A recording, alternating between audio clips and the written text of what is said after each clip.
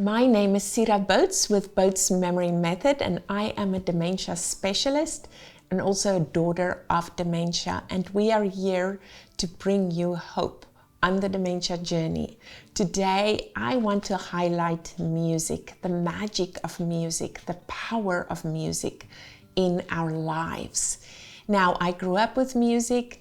I played musical instrument, I danced, so music has always been an integral part of my life.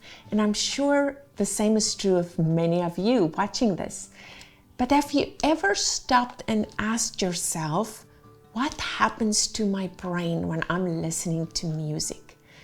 What is the value of this music 10 years down the road? Or if I'm practicing a musical instrument, playing a musical instrument right now, what does it mean for my brain? What's happening in my brain?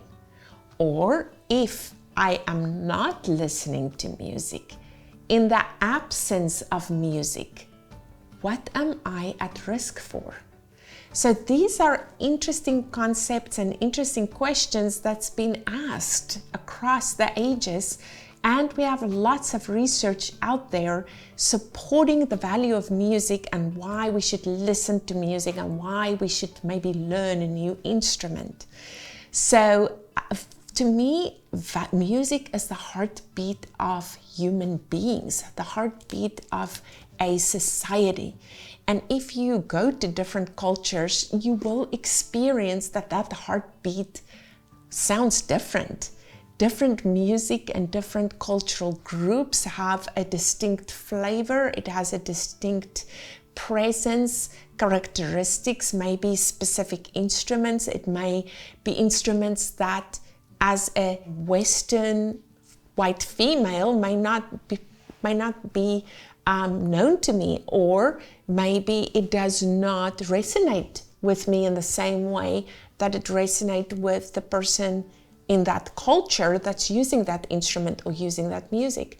So all of that to me just highlights the fact that from the earliest time, we've been dependent on music. I think back of when I was pregnant 20 years ago with my oldest, my husband and I had time and energy to attend concerts. And she would move in my womb to the music. It had an impact on her. So as a society, as human beings, we respond to sound. We respond to rhythm. We respond to music. But not only that, our brain are shaped and stimulated by the presence of music. So I happened upon a couple of studies, one from Harvard, one from the University of Chicago. There are countless studies out there that support some of the facts I want to share with you. Now, when you have a person living with dementia, when you're on the dementia journey, sometimes our focus is on the day-to-day necessities and what needs to happen next. We're not always ready or capable of including some joyful layers into our day, or we don't always know how to add strategies into our day that will improve a person's quality of life. And this is the beauty of music. If we know what kind of music a person loves and respond to, that's something that we can just play all day long to help support their mood. And a lot of research shows that it improves socialization. Just think about it. We develop music to rile up crowds at a sport event. We develop music to draw us closer to our Creator in our religious celebrations. We develop music and produce music to support big movies. A lot of times the whole atmosphere in a movie depends on the type of music that we're playing. So in a very same way, different genres of music helps us to connect on a social level. It increases our quality of life and our happiness. It decreases our stress. Now, I have to have her there. if it's the wrong kind of music, it can actually increase your stress. So be careful when you choose music for your loved one, because it needs to be something that they resonate with. It can improve my mood and sustain and maintain my mood. And certain kind of music will improve my memory, my orientation to task, and it improves my creativity and my learning ability. And I know that there was a time in the 80s when I was a student and studying where we believed that Baroque music, this genre of classical music, would enhance our ability to study. And I tested that out for myself, and I truly believe that listening to Baroque music from the Baroque era supported my ability to learn and to focus and to be present in the moment.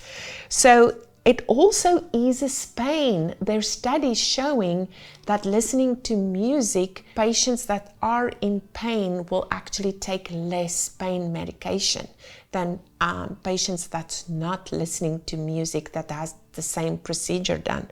So very interesting facts about music. Music engages almost all areas of our brain at the same time. Music stimulates emotions. It allows us to go through different ranges of emotions and process complex emotions without really being in that situation that's eliciting that emotion. So we basically have an opportunity to experiment with different emotions just by listening to music. So music is very complex. So how do we use music to help our person on this dementia journey? Number one, calculate their birthday, see what year they were born, and add about 15 years to their birth year. Between 15 and 25 years. Those 10 years, from 15 years old to 25 years old, are the type of genres that you want to explore for your loved one. A good way to start is if you have a smart device like a Alexa or an Echo Dot. Well, you can actually just ask, Alexa, please play me music between 1950 and 1960. If you know that your person loves country music, you can ask for country music. If you know they love big band, you can ask for big band. If you know they love maybe church music, you can ask for church music. So the smart device will actually filter out some options for you to play to your loved one. The next step is to just watch your loved one's body language. Do they sway? Do they tap? Do they look a little bit more alert? Or is there just no recognition of that music? Or are they irritated? That allows you to say, Alexa, please skip this song to the next song. And then you can take note of what music your person respond to, what did they like or don't like, and hopefully get to a selection of some music that you can use on a day-to-day basis. And what I've seen with persons living with dementia, when we're using the right kind of music, I've seen connection between our person living with dementia and their caregiver. I've seen improved movement where someone was unable to transfer or to get up from sit to stand. With music, all it took was putting my hand out, and that person was able to put their hand in mine, get up out of the chair and start dancing. And what we're doing with music and the right kind of music, we're actually stimulating old neural pathways in the brain. We're bringing that person back to when they were 15 to 25 years old. We're eliciting in them the language capacity that they had. We are stimulating what they remember about their interests, the type of dances they danced.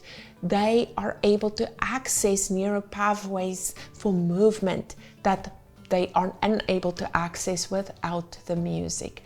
So my challenge to you is find music that opens your heart. Find music that elicits joy in you and your loved one, and start playing some music.